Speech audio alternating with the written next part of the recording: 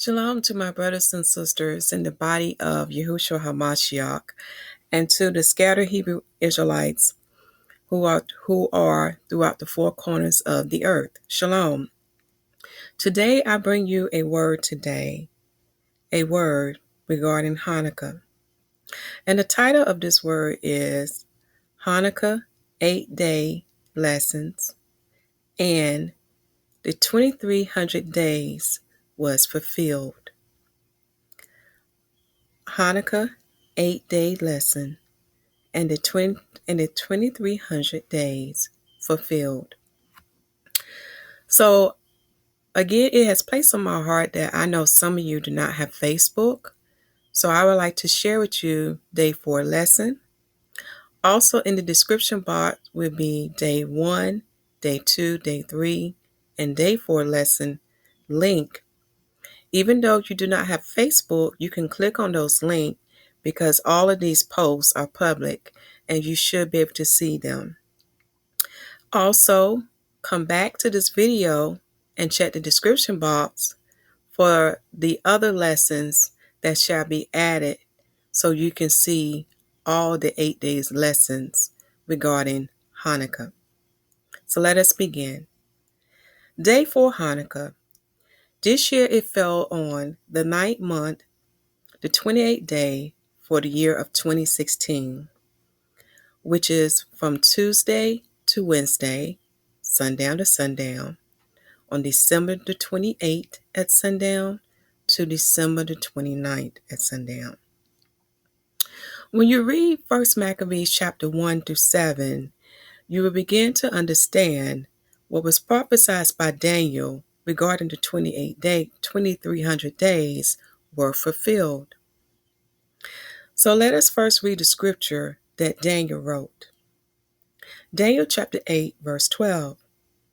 Then I heard one saint speaking, and another saint said unto that certain saint which spake, How long shall be the vision concerning the daily sacrifice and the transgression of desolation, to give both the sanctuary and the host to be trodden under foot? In this verse, we have several things going on here, okay? In the first part, he asking, how long shall these things be? Now, those who are familiar with the daily sacrifice, I meant to say those who are not familiar about the daily sacrifice, to get more understanding of that, you will have to read Numbers chapter 28. What is known also as the continual burnt offering. And it was done twice a day, morning and evening. A lamb was sacrificed every day. Read Numbers chapter 28 to get more insight about the daily sacrifice. Now, the transgression of desolation is looking at the period of time that the Hebrew Israelites was kept away from serving Yahuwah in the holy temple, which was located at Jerusalem. Okay? And we know that the sanctuary was defiled by the Greeks under the reign of Antiochus IV Epiphanes. Now, in this last part, it said the host to be trodden underfoot. So the question you need to ask, who was the host that was trodden underfoot during the reign of Antiochus IV Epiphanes? The hosts were the Hebrew Israelites, my people, who live in Jerusalem. All right? So now let us read Daniel chapter 8, verse 14. And he said unto me, unto 2,300 days, then shall the sanctuary be cleansed. Okay? So with all these things that we're looking at in verse 12 and verse 14, give us the total period of time that these things shall be. That these things that the Hebrew Israelites shall endure during the reign of Antiochus IV Epiphanes. I shall also read to you First Maccabees chapter 3, verse 45. For it will align what Daniel has written. First Maccabees chapter 3, verse 45. Now Jerusalem lay void as a wilderness. There was none of her children that went in or out. The sanctuary also was trodden down, and the aliens kept a strong hold. The heathen had their habitation in that place, and joy was taken from Jacob, and the pipe with the harp ceased. Verse 51. For thy sanctuary is trodden down and profaned, and thy priests are in heaviness and brought low. So let's look at verse 45. Verse 45 is giving the confirmation that the desolation that is written in Daniel's chapter 8, verse 12, the transgression of desolation has taken place. So we have confirmation that Daniel's prophecy is being or has been fulfilled. Okay. Also, for FYI, when you see that joy was taken for Jacob, remember there's many names for the Hebrew Israelites. Sometimes they're called Jacob. Again, you have to read the whole verse in its context in the chapter to understand who is the people that their chapter is referencing to. So for this particular verse, the word Jacob is referencing to the Hebrew Israelites. Okay, and also verse 51 also gives us confirmation that the sanctuary is trodden down and profane because it has been defiled by the Gentiles of what they did. So it's very important that you read 1 Maccabees chapter 1 through 7 to get an idea of what really happened during the time when the Greeks ruled and when they was allowed to rule over the Hebrew Israelites in Jerusalem. Also, when you read 2 Maccabees, it's giving you the same story, but giving you a little more details. So when you read 2 Maccabees, it's going to feel like to you that I'm reading the same thing over again. Yes, you are, but it's giving you more information, but from a different point of view. Okay? Now, to understand the timeline in 1 Maccabees, they give us many hints. And all praises to Yahuwah. I'm sharing with you and what I have so far. Okay? So this came from 1 Maccabees chapter 1 through 7. When Antiochus IV Epiphanes came into reign, it was in the 137th year, in the year of the in the kingdom of the Greeks. Okay? So when you align history with the Bible, you will come to find out it occurred in 175 BC. Read 1 Maccabees chapter 1 verse 10. Now when he attacked Jerusalem, that occurred in the 143rd year of the kingdom of the Greeks, which is the 169 BC. Read 1 Maccabees chapter 1 verse 20. Okay? Also in the year of the 145th year of the kingdom of the Greeks, which is 167 BC, we have here they brought the abomination of desolation in the 9th month on the 15th day. You can find that in 1 Maccabees chapter 1 verse 54. Also in that same year of 167 BC, they also did the abominable sacrifice on the altar of Yahuwah. And that was done in the 9th month on the 25th day, which can be found in 1 Maccabees chapter 1 verse 59. Then in the 146th year, you would come to find out that was the 166 BC. That's 1 Maccabees chapter 2 verse 70. And you can read that chapter for yourself to see what events took place during that time. Also, for the 147th year of the kingdom of the Greeks, that is 165 BC, and you can find that in 1 Maccabees chapter 3 verse 37.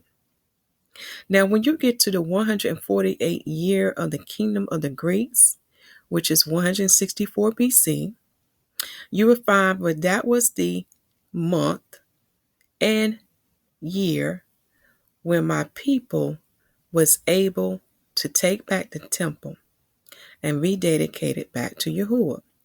That occurred in the 9th month on the 25th day in the year of 164 BC. So if we subtract 164 BC from 167 BC, that was the day when they did the abominable sacrifice, it'll be exactly 3 years, as Josephus writes himself. In Antiquities, book 12, chapter 7, read sections 6 through 7. Okay? So in the 9th month, on the 25th day, in the year of 164 BC, the temple, altar, and sanctuary was cleansed and dedicated back to Yahuwah. This is what Hanukkah is all about. This is the true meaning of Hanukkah. Okay? For those who have been following me on YouTube or Facebook would know that Hanukkah, when Hanukkah is referenced as Festival of Lights, it means that they was granted the freedom, the liberty to worship Yahuwah as he commanded them according to the covenant he made with our forefathers. Okay? Now, in the 149th year of the kingdom of the Greeks, which is 163 BC, Antiochus repented for all the evil he has done unto Yahuwah and to the Hebrew Israelites. He also gave honor unto Yahuwah, and he died, my people, the most horrible death. And he represents the first Antichrist. Now, to understand what Antichrist is, you have to know that Yahushua HaMashyah is the living word. He is the bread from heaven. He is the manna of heaven. And you know he is the living word that was made into flesh. Read St. John chapter 1. Okay? So Antiochus the fourth Epiphanes represents the first Antichrist, the first anti-word, the first anti-Torah, anti-King James 6:11. He was against Yahuwah and his people. He didn't want anyone to serve Yahuwah. He wanted people to follow behind him and his pagan, heathenistic ways. In other words, he wanted you to serve Satan. Okay? Now, when you look at the time when Antiochus Epiphanes attacked Jerusalem, which was 169 BC, to the time when he died, which was 163 BC, is you subtract the 2, you get 6 years. When you break down the 2300 days, you get a total of 76 months and 20 days. So, looking at the time frame of when he attacked Jerusalem to the time he died, I know that it should equal to 2300 days. For 6 years could be 72 months or 74 months. Remember, in some of our years, we have a 13th month. So within those 6 years, you can have 72 months or 74 months. And then proceeding in the sixth year, you have 2 months and 20 days to follow. Okay? So he died in 163 BC. So somewhere in 163 BC, in 2 months and 20 days, that's when he died. All right? In the 9th month, on the 25th day, in the 167 BC, to the 9th month and 25th day, 164 BC, we have 3 years, as I had stated before, in which Josephus was talking about that was the amount of time it took my people to get back the temple from Antiochus. Read the book of Antiquities, book 12, chapter 7, section 6 to 7. Now, how I was able to get the breakdown of the 2300 days, I knew that 30 days equal 1 month. Remember, this is based on when the months was perfect. I am aware that the lunar month can have 29 or 30 days. But looking at all the other prophecies, when they say a time and times and half a times, or when they say 1,260 days, when you break it down, you know that it'll be like 3.5 years. In order to get that number, I had to use 30 days. So this is why I based the 2,300 days, base it on 30 days for every month. Okay. Also, there's another prophecy that Daniel wrote about in Antiochus Epiphanes the fourth. In Antiochus the fourth Epiphanes, that can be found in Daniel chapter 11, verse 21 through 2:35. Now, when you read Daniel chapter 11, it gives you the prophecies of all the different captivities that my people went through, from the Babylonians to the Persian Medes to the Greeks, leading all the way, it talks some about the Romans, okay? Then it's going to transition to modern day times. So this is why I list the verses pertaining to Antiochus the fourth Epiphanes from Daniel chapter 11, verse 21 to Daniel chapter 11, verse 35. Then there's another prophecy that is in the Old Testament that you can do for further study. So please take this time now to write this down. Read Numbers chapter 24, for that prophecy is still going on pertaining to the Roman Empire. And the Roman Empire is the wounded head on the beast that is mentioned in Revelation 13. Okay? Also read Genesis chapter 3, verse 15, and 1 John chapter 3, verse 9. For there's another mystery about Yahushua HaMashyah. Okay? That prophecy has been fulfilled and shall be completed when he return to defeat the last Antichrist, who shall bring his kingdom out of the seven, okay, and shall have the power from the 10 kings, who really represented by the UN. So when you read Revelation 17, that is talking about the last Antichrist kingdom that shall come, that we're waiting for. And he shall reign for 3.5 years fully. Read Revelation 11 and Revelation 12 to understand how we got that timeline format, which would confirm to you that he shall only reign for a short period of time. He is the last kingdom to come that we're expecting, which is the last Antichrist. So as you can see, we have a lot in common with what 1st and 2nd Maccabees was talking about. We have a lot in common with the festival Hanukkah, which is known as Feast of Dedication, also known as Festival of Lights, for the children of light desire to worship Yahuwah in liberty as he commanded us to. But the children of darkness would not let us worship him in peace. They are constantly oppressing us and afflicting us. Okay? So you can see the analogies. Also, I know what I want to do. Sorry about that. In the description box, like I said, I would put the links of day 1 to day 4 lessons, and would come back and update the video description box to give you the other lessons as well. So with day 1 lesson, there's a video for you to watch so you can get caught up on, to understand the true meaning of Hanukkah and to know that it does not pertain to lighting no menorah. Lighting the menorah is the custom that comes from the Talmud. And the Talmud is anti-Christ, anti-word, anti-Torah, anti-King James 1611. Okay? Day 2 lesson is pertaining to reading 3rd Maccabees. Okay? And that link will be in the video and be in the video description box. And that's pertaining to the stories of the Israelites who were in Egypt under the Ptolemy rule.